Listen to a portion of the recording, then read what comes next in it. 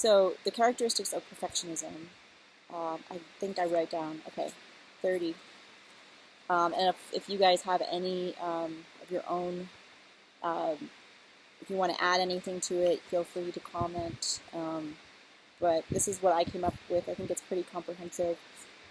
Number one, lack of trust in oneself, um, low self-esteem, fear of rejection, avoidance, aloof and isolated social behavior, need to control oneself and others, adaptation to dysfunctional environments, which leads to trying to fix that environment rather than removing yourself from the environment and choosing an environment that better fits who you are. But that's part of the problem, is because if you are a perfectionist, you have a tendency, for me, is my experience, to not really know yourself because you're so consumed. And this is where the people pleasing comes in, which then creates this anxiety where you're more concerned and overly focused on other people, which leads you away from yourself. And so if you grow up, in my case, I had a mother, or I have a mother, who is a narcissist. She basically, I was conditioned to care for her over my own feelings, and she wasn't able to nurture or meet my own needs. In fact, she actually suppressed my emotions because they were too scary for her. She did not want to acknowledge what was happening in the environment that was causing harm to me. So there was a level of denial there.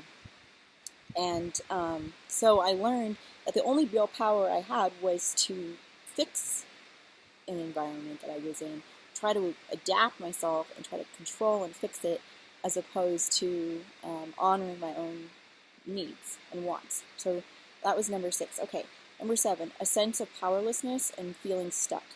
That relates to the last one.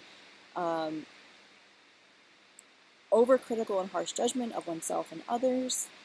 9, one-sided communication packaged in a way that doesn't leave room for a back and forth. Okay, this was kind of interesting, but I noticed as I got older,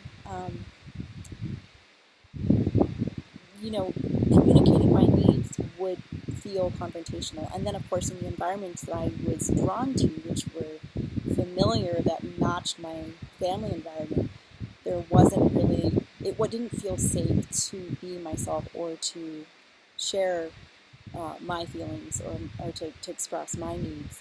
And so in communication, I would find that I'd want to just sort of put it all out there and say this, this, and this, and this, and then just kind of shove it, just kind of push it on people and not have any kind of interaction. So it restricts your ability to really just to have a back and forth with someone. You're kind of just like, I kind of picture it like you're saying something to someone and then just like running away because you're afraid of what they're going to say. And that's kind of how, over time, I noticed that I would sort of package the communication in a way where there wasn't room for someone to say anything, because that felt very scary. Okay, fear of being seen. Yes, fear of being visible, because we've, created a facade, and, I felt as though I had to perform instead of just being able to be myself. But there was also a fear of, like, if people could really see me, there was that feeling of, like, there's that part of me that is bad or not enough or not good enough. And it's like, I don't want people to see that. It felt too, I wanted to be invisible in a sense. So that creates a lot of conflict, because you want connection, but you're also afraid people are going to see who you really are. You're not perfect. You're not good enough. Again, and so then along with that is imposter syndrome. And I'll go into that later, but 12, holding oneself back for fear of making mistakes. Going above and beyond in order to prove yourself worthy, almost like being superhuman. You have to be like your standards are just so high, like above anyone else because you think that that's the only way that you're going to really get your needs met or be loved. A sense of being other than and not belonging. Grand visions, but difficulty taking small steps to get there. And I will also talk about that. And that leads to overwhelm, procrastination, or not doing that thing at all, not taking any steps towards what you want.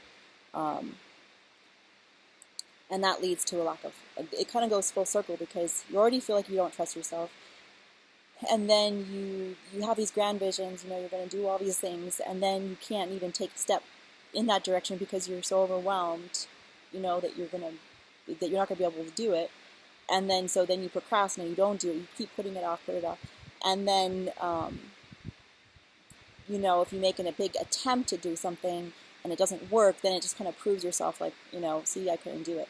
So it's like, it basically encourages a sense, or it promotes this sense of this lack of trust in yourself.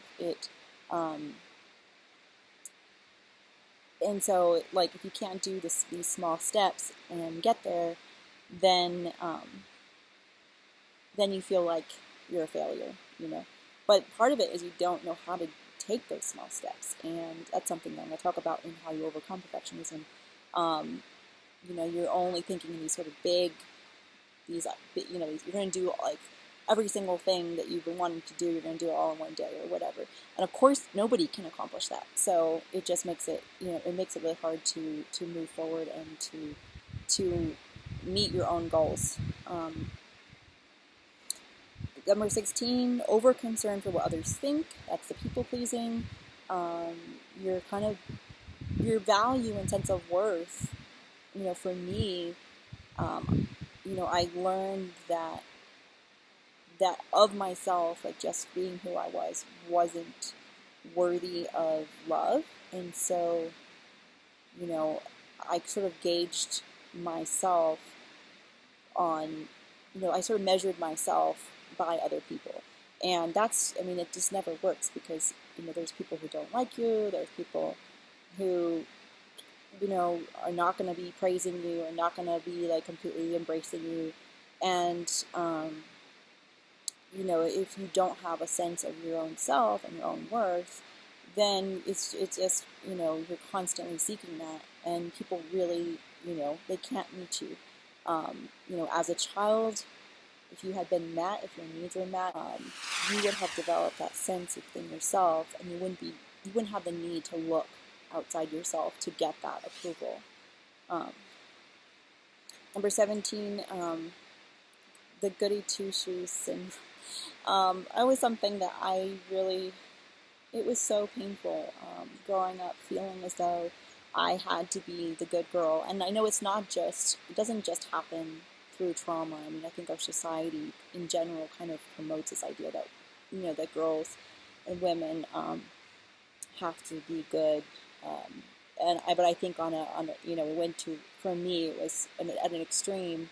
And I felt trapped in that role. Like that didn't feel like who I really was, but it was the safest way for me to be in the world. And I found it painful because I felt like people misunderstood me and saw me in this way that I didn't truly see myself that way, but it's my behaviors and my mechanism for safety and to protect myself came out and manifested itself in that way. And so then I got this kind of mirroring back to me, like, oh,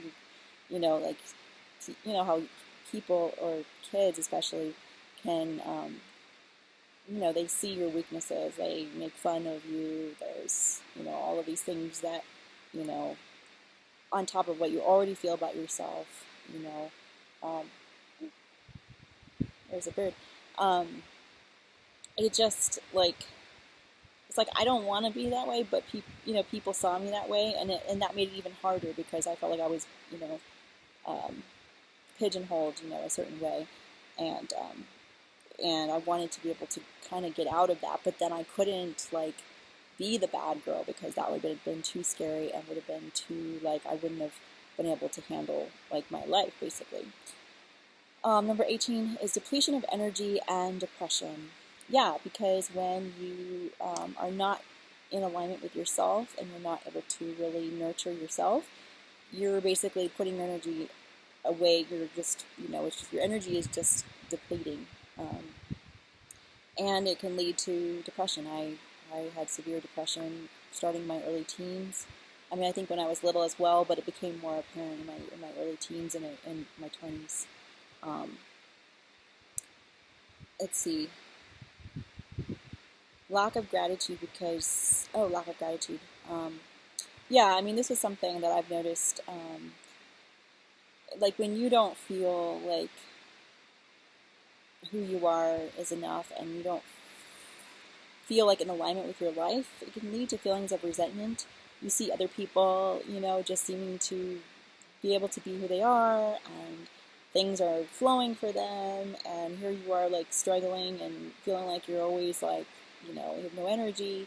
It's really hard to feel appreciative or to feel grateful for things in your life when you don't even feel like you can be yourself. And so I'm going to talk about that in when I talk about ways of overcoming perfectionism. 21, inauthenticity and a facade and a need to perform. Yes. So, yeah, again, it's like you feel like you can't just be yourself, so you have to have this persona, and it can feel inauthentic to yourself, but, and it makes people uncomfortable too. That's the other thing. It's harder for people to trust or to feel comfortable around you when you don't trust or aren't comfortable in your own skin. So then, again, it leads to the isolation feeling, that you're not able to connect with other people. And people don't accept you or feel like, want to spend time around you. 22, workaholism. That was something that I did for many years. And addiction. So the addictive piece, I think, is like when you're not getting that nourishment and you feel isolated, and you're gonna have to find a way to get to feel okay. You can't go in this extreme way of feeling like to being so critical of yourself and feeling constantly that you're not enough and all this stuff. For me, relationships was an addiction. It was the thing that helped me to feel like comforted and soothed, even though ultimately it didn't. It's temporary, just like with drinking and drugs and all that. It gives you that temporary fix. It gives you that sense that everything's okay. It gives you that high, or for me it was like I got attention. I felt like loved. And it gave me an escape from this like really intense pressure and feeling of responsibility and this harsh, constant judgment